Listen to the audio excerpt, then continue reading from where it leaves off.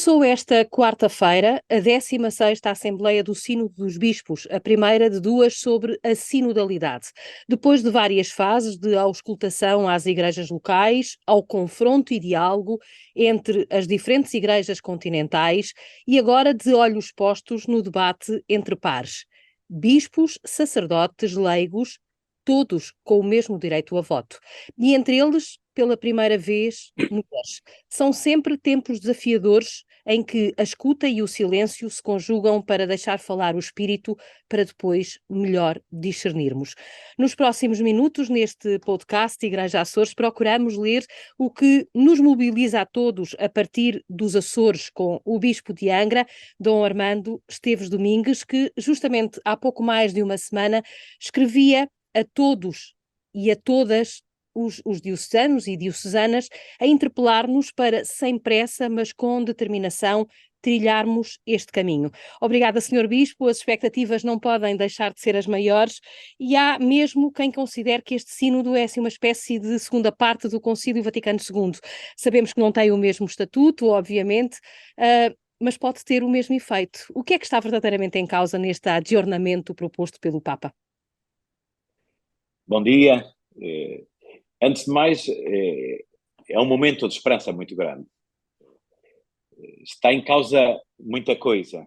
E, em primeiro lugar, a Igreja ser capaz de se sentar, de se confrontar com o Evangelho e de ser capaz, aí dentro, de escutar o Espírito que lhe diga em que ponto está e os desafios que se hoje colocam à Igreja. Acredito, não é nenhum sínodo, embora alguns até, não é nenhum concílio, digamos, porque alguns até gostariam que fosse um concílio nesta altura, mas estamos num tempo de mudanças tão aceleradas que ninguém vai querer legislar, ninguém vai querer ordenar a fé, digamos assim, como noutros momentos da história. Os tempos são o que são tempos não fáceis para a humanidade e também não é em consequência para a Igreja, como sempre foi ao longo dos tempos. Portanto, eu diria que há uma grande expectativa e esta gera uma grande esperança. Como nunca na história houve uma consulta alargada a todo o povo de Deus. Isto é efetivamente novidade. Isto podemos dizer que é uma das ânsias de toda a humanidade ser ouvida. Os pobres, as periferias, todas elas, as que nós hoje vamos continuando a criar, não só as que lá estão, mas vamos continuando a criar e a aprofundar este fosso com as periferias. Portanto, eu penso que nós todos deveríamos mergulhar e acreditar e rezar muito para que esta esperança se concretize, para que o Evangelho se centre e a Igreja se centre.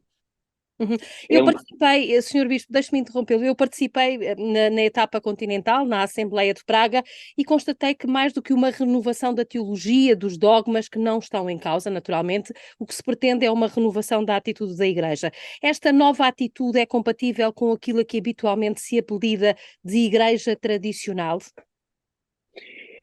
Bom, nós hoje também já não percebemos bem o que é a Igreja tradicional, não é? Tantas tradições, tantas coisas vão mudando, mas quando falamos de igreja tradicional, falamos de uma igreja estática, uma igreja parada, uma igreja que conserva os seus ritos, as suas práticas e as não entende como evolutivas, não mudando, a igreja não vai mudar, não vai ser outra, vai continuar a ser a Igreja Católica. Esta igreja assenta na unidade, na universalidade, na apostolicidade, mas é efetivamente uma igreja em tempos diferentes. Tempos que mudam todos os dias. Portanto, é facto um desafio à mudança e isto é muito incómodo. Por isso nós vimos também posições tão radicalizadas. Mas olha, faz-me lembrar esta sua pergunta uma leitura que uma altura fazia de um bispo teólogo alemão que descrevia uma ida à Igreja de Santa Sofia, em Istambul. E então, ao ver aquela maravilha toda, descobriu uma escrita que dizia: é proibido rezar.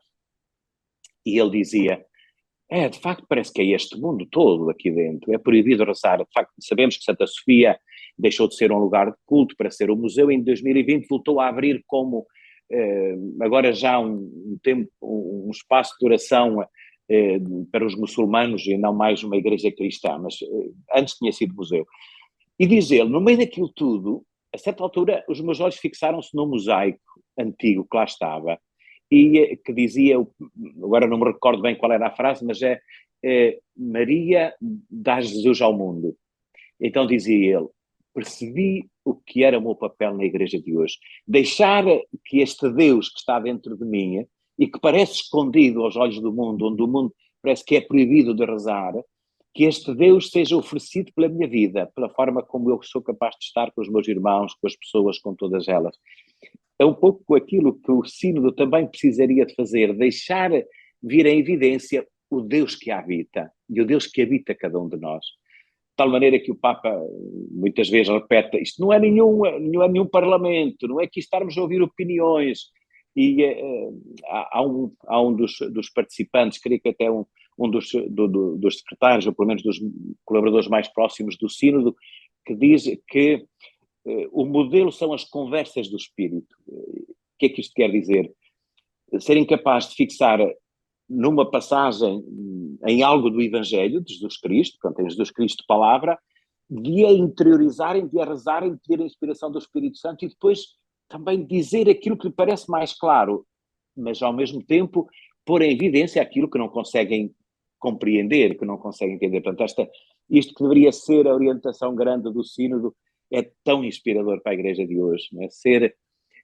Sermos capazes das conversas do Espírito, onde o que eu sei é muito importante, é até decisivo, mas é completamente relativo. O que importa é aquilo que o Espírito Santo depois grava em mim e grava em todos. Aliás, é muito curiosa a disposição na aula de Paulo VI, no Vaticano, a forma como estão organizados os grupos de trabalho em mesas redondas, não aquele formato tão tradicional de a plateia, de alguém que fala para os outros, mas sim a partilha e a comunhão do próprio espaço. De qualquer forma, Sr. Bispo, o documento fala de uma forma explícita de temas até agora quase intocáveis, ou pelo menos que nunca geraram grandes consensos. A questão dos abusos, as questões do género, da condição dos sacerdotes, do papel das mulheres.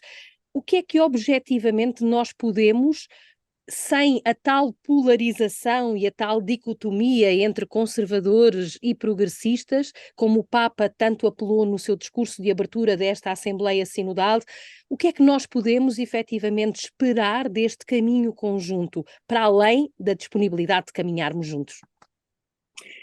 Olha, eu gostaria de dizer um pormenor que é o seguinte: o Concílio Vaticano II não se fechou, continuou-se em sínodo. A Igreja, quando abre um sínodo, está a dizer aquilo que é. A Igreja é sínodo, e nós, quando, mesmo nas dioceses, quando se fazem sínodos, é para que a Igreja continue sempre em sínodo.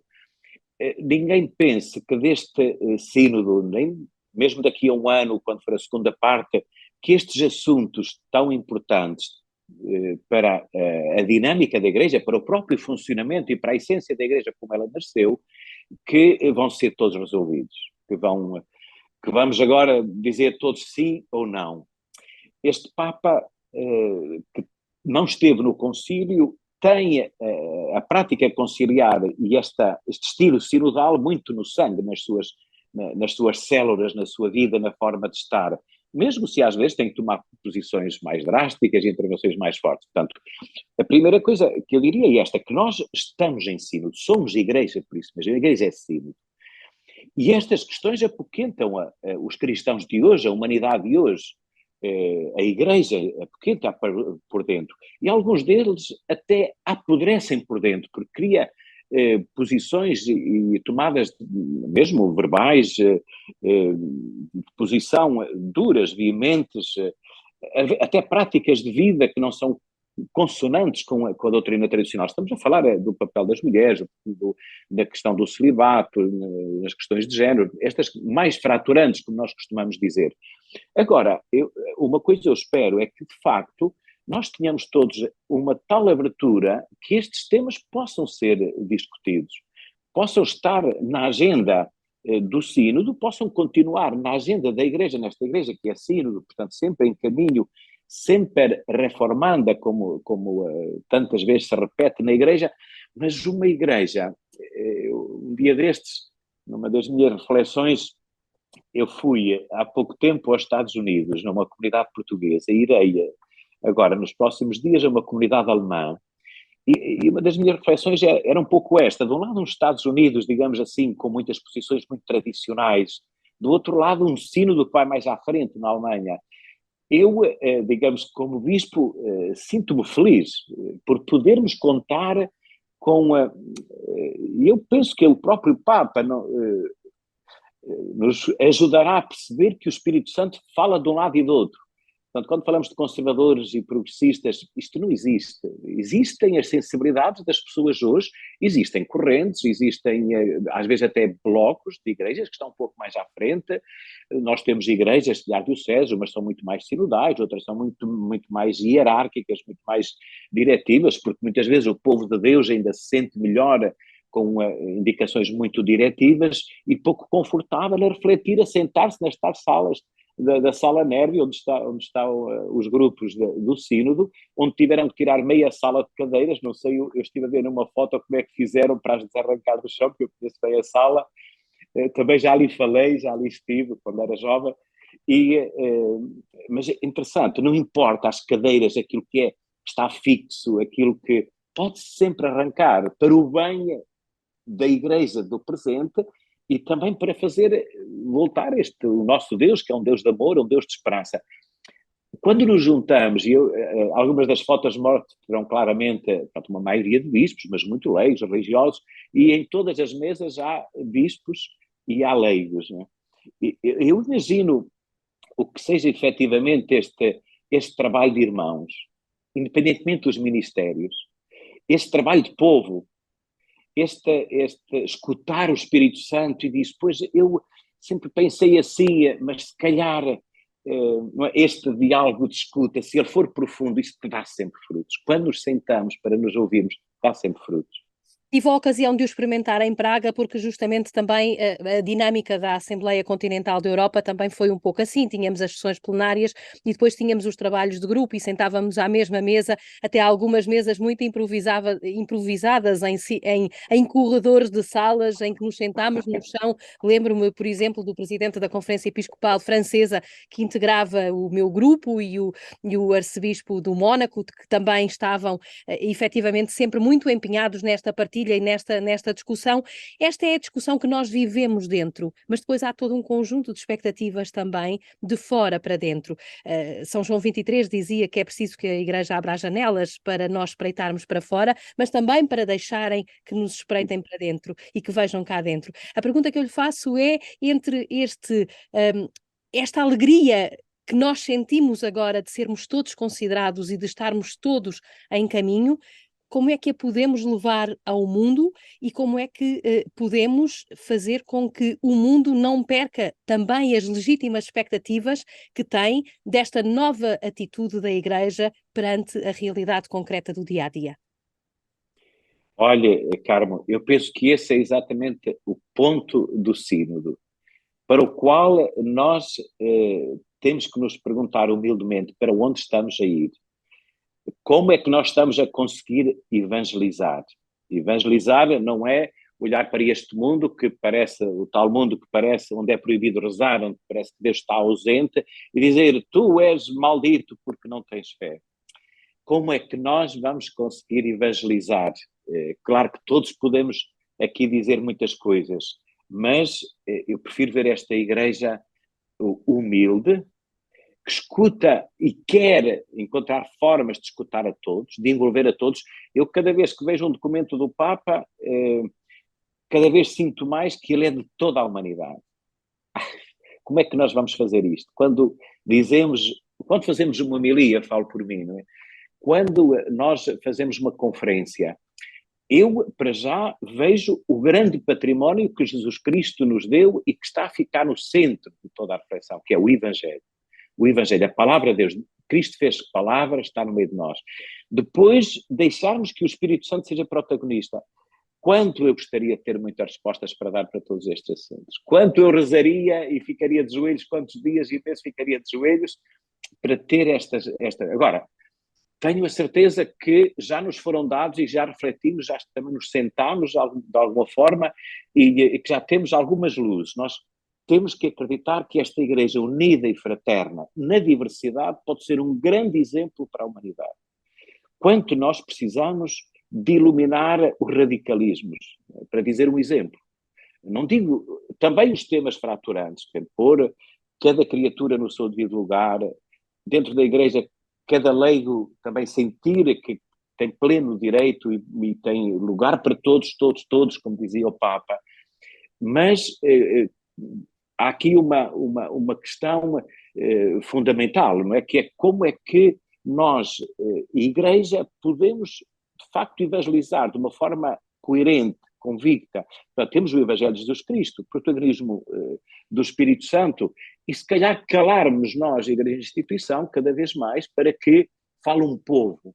E quando um povo fala, quando os humildes se sentem lugar, eu dou muitas vezes, já ultimamente, exemplos, até às vezes em fóruns nossos, um dos exemplos que a devoção ao Espírito Santo nos Açores nos dá é, de facto, esta manifestação de povo, onde todos sentem que são importantes, onde todos sentem que diante de Deus e no direito e na possibilidade de terem a coroa em sua casa, de poderem ser lugar de oração em suas casas, abrir as portas, sentarmos todos à mesma mesa, mais vistos ou menos padres, ou mais presidentes, ou mais donos disto ou daquilo, todos na mesma mesa, a comer a mesma comida.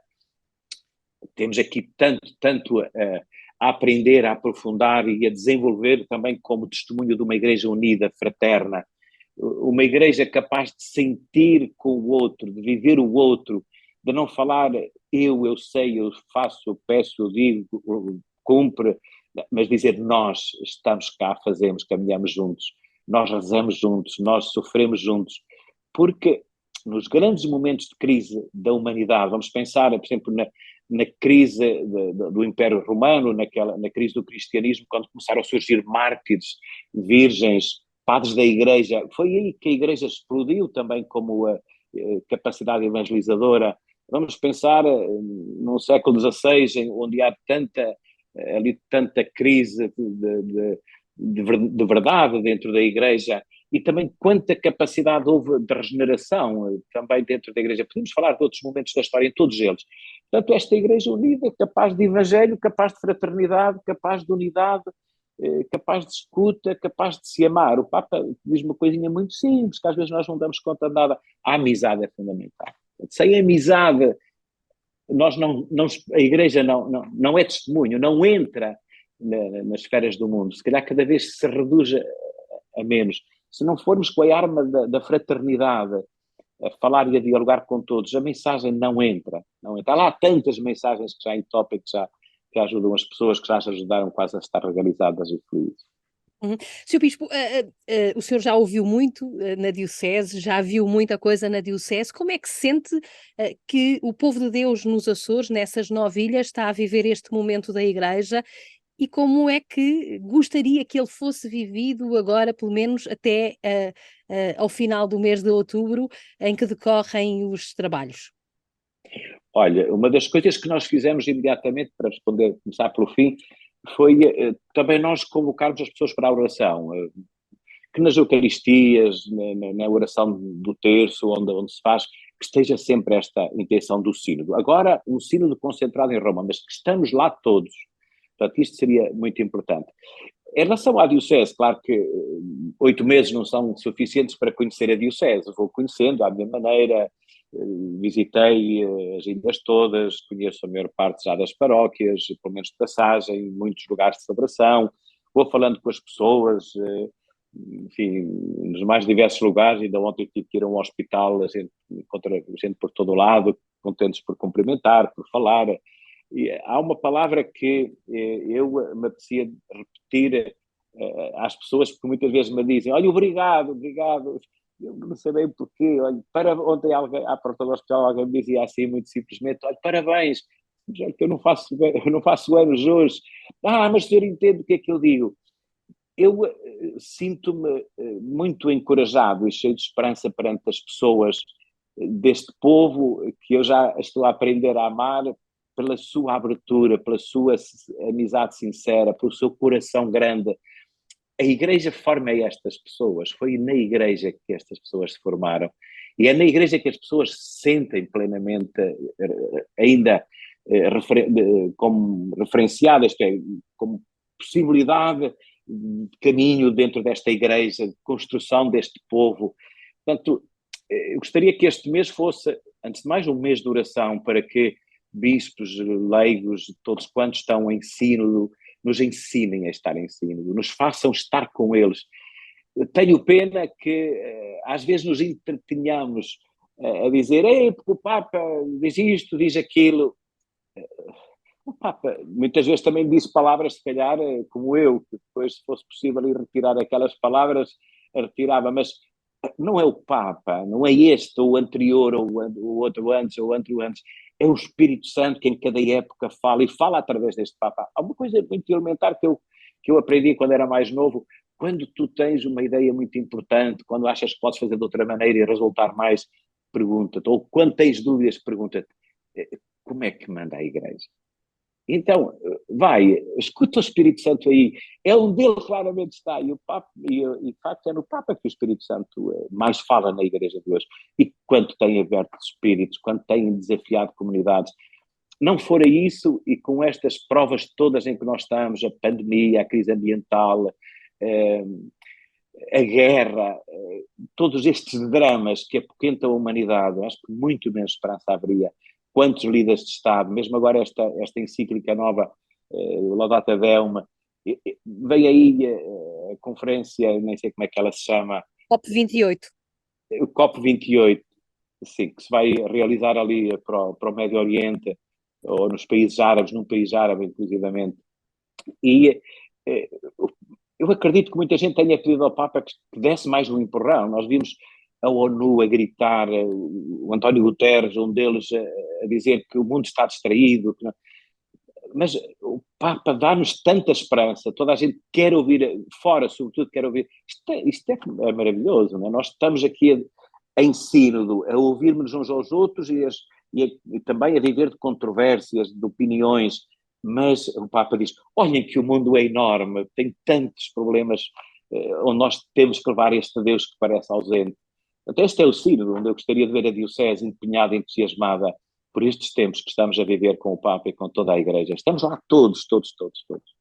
Estamos a caminhar para a reta final desta conversa com o Bispo Dom Armando Esteves Domingos, numa semana em que a Igreja, de facto, está mobilizada em torno da Assembleia, da 16ª Assembleia do Sínodo, sobre sinodalidade, justamente, e este é, é o grande desafio, digamos assim, deste momento da Igreja, refletirmos sobre o nosso ADN, sobre o caminhar juntos, mas também num dia em que o Papa lança esta nova encíclica, que é uma espécie de Laudato Si 2, é um texto muito interpelador, embora mais pequeno, que nos apresenta novamente este grande desafio, o modelo de desenvolvimento que o homem criou nos dias de hoje é um modelo que nos pode levar ao nosso desaparecimento.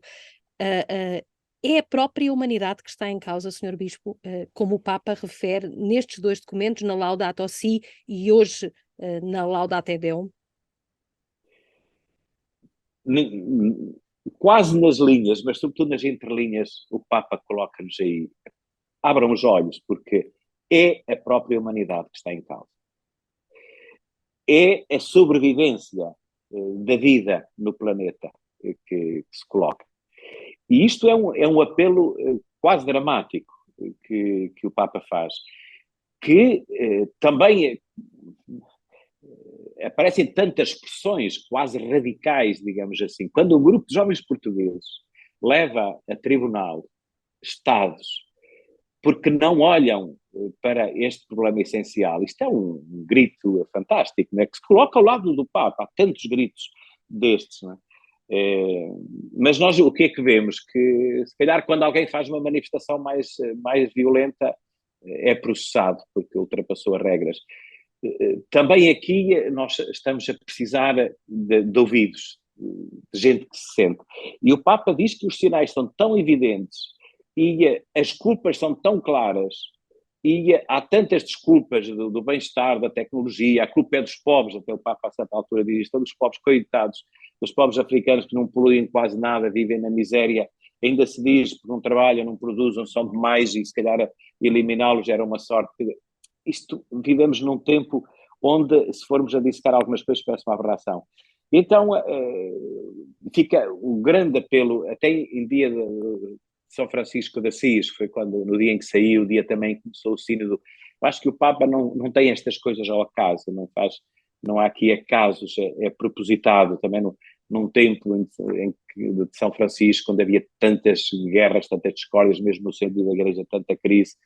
O São Francisco de Assis foi aquela figura que não falou mal de ninguém, apenas se ofereceu e simulou para que outros percebessem que a felicidade passava por outros caminhos. Deixando tudo, exposando tudo quase homem nu diante da humanidade, acaba por ser príncipes, toda a gente a presentear Francisco para que ele possa, de facto, fazer vir à evidência esta humanidade nova. Acho que o Papa fala disso, da necessidade de homens novos, de estruturas novas, até de um controle ético internacional, medidas muito mais interdisciplinares, mas não só isso, mas muito mais mundiais, quase até uma necessidade de um controle, quase uma necessidade de organizações mundiais que sejam eficazes. E acho que ele fala mesmo em dotadas de autoridade para assegurar o bem comum mundial. Não é propriamente criar uma polícia do mundo, mas dizer, povos, univos, abrir os olhos. Se não forem todos também aqui a caminhar e a organizarem-se, este desafio mundial perdido é a humanidade toda que perde. Há uma situação global que exige também respostas globais. Eu, ao lê-la assim, ainda muito atravessadamente, não é? Mas está cheia de ideias fortes, de desafios fortes, e a dizer-nos que temos instituições muito inúteis, vamos dizer esta palavra, não é? As nossas grandes organizações mundiais estão-se a tornar incapazes, precisamos de nos refazer, e aí há uma palavra que me ocorre também muitas vezes, não é? Quase voltando a Santa Sofia, precisamos de uma humanidade, de um cristianismo muito mais generativo, que seja capaz de alimentar a força de homens novos para tornarem as instituições, as instituições políticas internacionais muito mais operativas, muito mais interdependentes e que ninguém possa ir por aí fora a continuar a destruir e a dizer que a culpa é dos outros.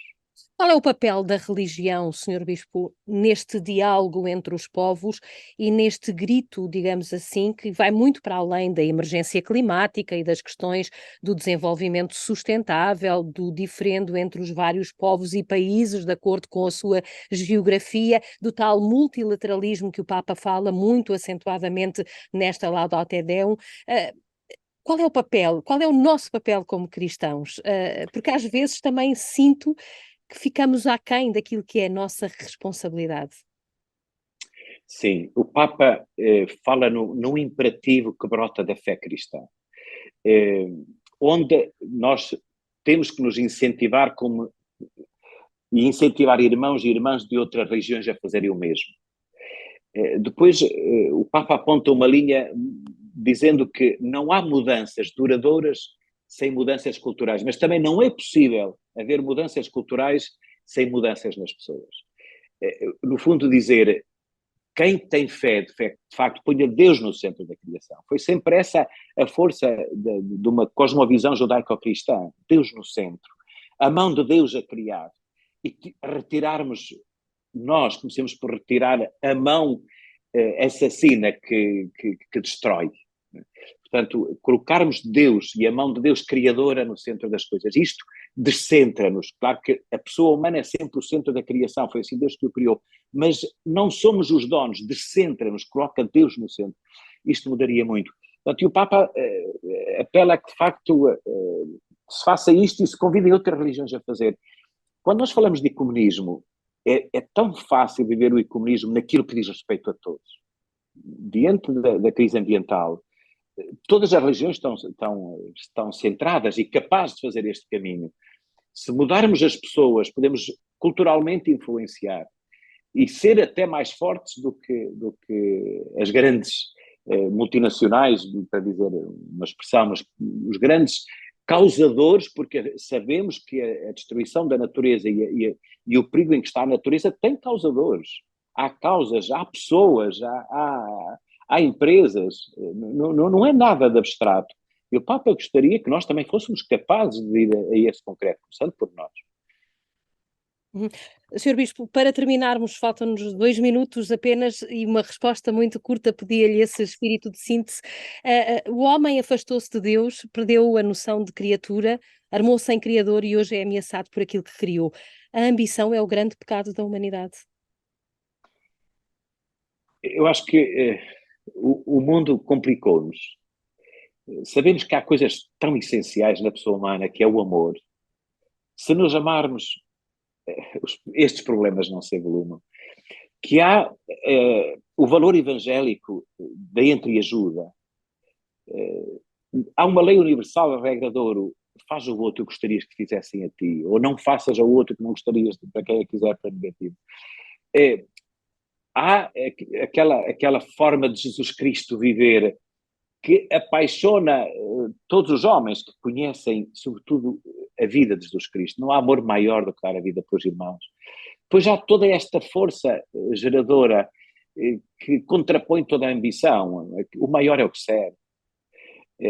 É precisamente na morte de Jesus na cruz que nasce uma nova humanidade. A humanidade capaz de amor, capaz de dar a vida, capaz de perdão, capaz de reconciliação, capaz de vida oferecida, sacrificada, não como martírio, mas como caminho de realização. Esta figura de um Cristo ressuscitado, que passando pela cruz é capaz de animar, é sobretudo capaz de me destruir, de me desconstruir para ser novo. Há de facto muita ambição, há muita dificuldade de diálogo, há muita dificuldade de aceitação do outro, e nós cristãos temos o dever, eu ia dizer quase, seremos os criminosos se não pusermos este Evangelho na rua, se não fizermos do Evangelho a nossa arma, se não fizermos da palavra de Deus a nossa palavra, se não fizermos do amor de Jesus Cristo o nosso viver. E este é o nosso sentarmos juntos, caminhar um ao lado dos outros. O nosso sínodo começa ali. Muito obrigada, Sr. Dom Armando Esteves Domingos, na primeira pessoa neste Palavras que Abrem Caminho, que nos vai conduzir até pelo menos ao final de outubro, de olhos postos e coladinhos ao Vaticano, onde decorrem os trabalhos da 16ª Assembleia do Sínodo dos Bispos. Agora já uma designação incompleta, faltaria e seria melhor que fosse substituído o Sínodo de todos. Até uma próxima oportunidade. Bom dia e obrigado.